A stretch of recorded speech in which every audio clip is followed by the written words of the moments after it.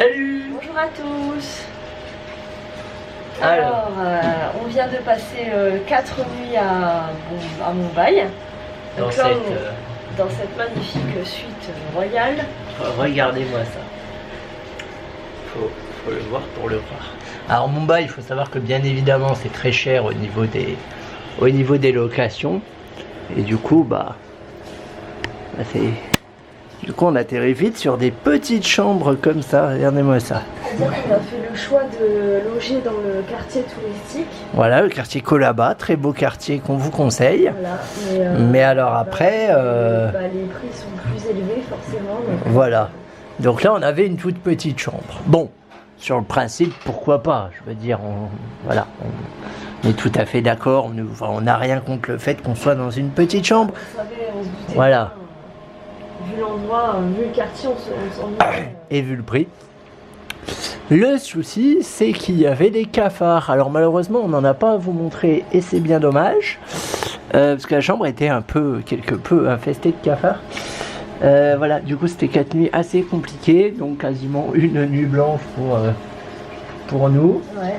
Voilà, c'était très compliqué. Moi j'ai eu un cafard qui m'est monté dessus. C'était pas agréable. Voilà, parce qu'en fait, on est dans une auberge de jeunesse et juste à côté là, il y a une cuisine et juste là, il y a une poubelle. Voilà. Dans un état, un état pas possible.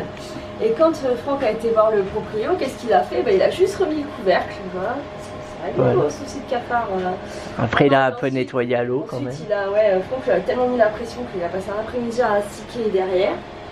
Enfin, sauf la poubelle, parce que la poubelle n'a pas changé d'état. Et il a mis une serpillière sur le couvercle de la poubelle. Voilà. Vous le souci. C'est ça. Voilà, donc bon, pas une très bonne expérience. 4 nuits un peu dures, mais bon, c'est la vie, c'est comme ça. Pour le logement, sinon le quartier. Oui, sinon le quartier est sympa, ouais. On a trouvé des bons. On a trouvé des bons restos. Voilà, et de toute façon, on va vous montrer tout ça. Voilà. À tout à l'heure.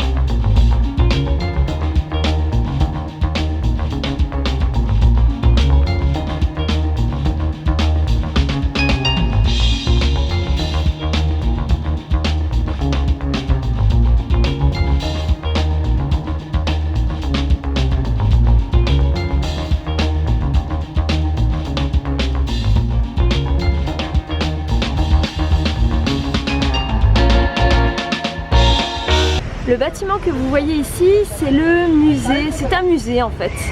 Un musée, l'équivalent du Louvre en fait à Paris. Voilà, donc on voit, j'espère que vous voyez bien le magnifique dôme. Franchement c'est un très beau bâtiment.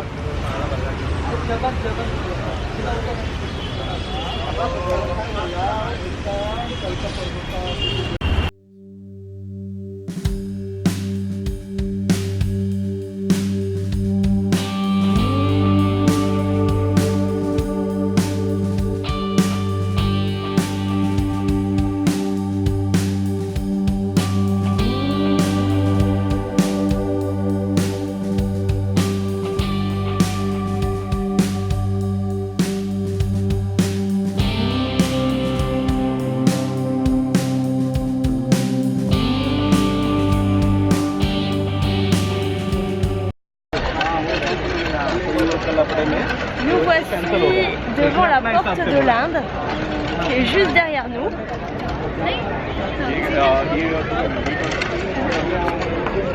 Alors, est-ce que tu peux nous en dire un peu plus sur l'histoire de ce monument? Alors, en gros, la porte de l'Inde, elle a été érigée, je crois, aux alentours de 1923, en l'honneur du roi George V d'Angleterre et de sa femme Marie.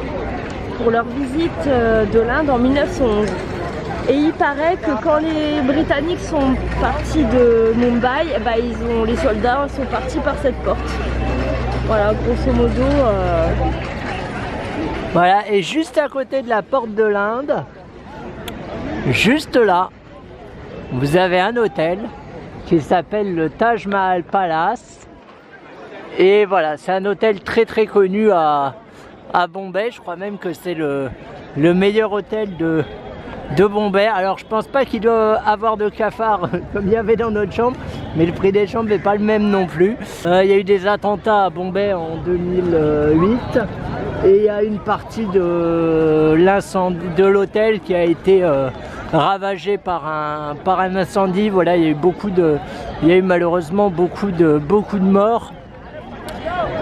Et ils ont tout reconstruit à l'identique. Voilà. Donc c'était la porte de l'Inde et le Taj Mahal Palace Hotel. Voilà. Sinon c'est une petite place sympa. Il y a la mer par là-bas. Il y a des bateaux aussi. Il y a des bateaux. Tiens, on va aller voir. On va voir les bateaux. Il y a du monde, bien évidemment. Même si ça va, je m'attendais à pire. Vous voyez comme c'est beau. C'est hyper impressionnant. Ça a un petit côté Arc de Triomphe, je trouve. C'est la King George V and Queen Mary. La classe.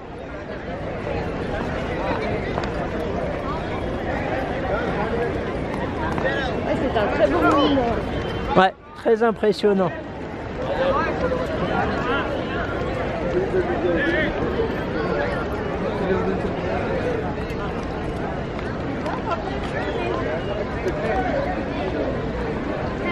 Et le Taj Mahal Palace a l'air très très joli. Si vous avez l'occasion d'y passer une nuit, je vous le conseille.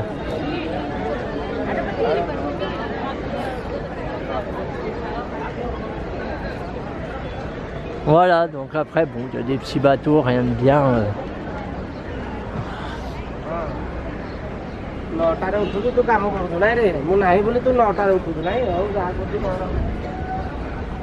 Donc c'est vraiment au bord de mer, hein. C'est le moins qu'on puisse dire.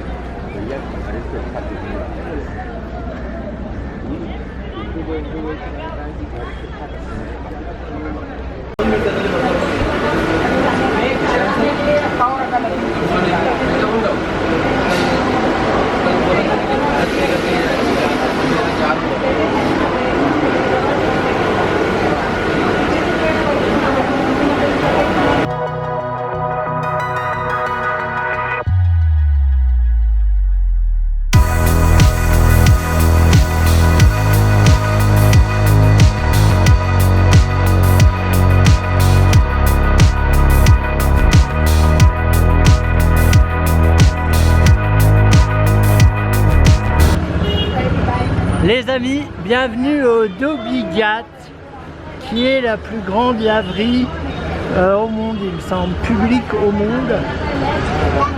Regardez-moi ça, ça s'étend à perte de vue. C'est la laverie de Bombay.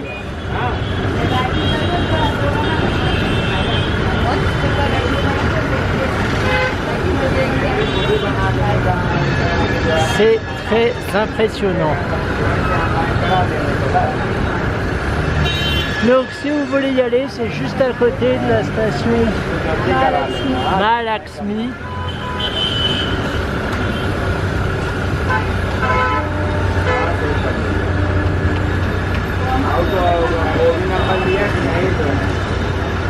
Il y a 500 personnes, je crois, qui travaillent ici.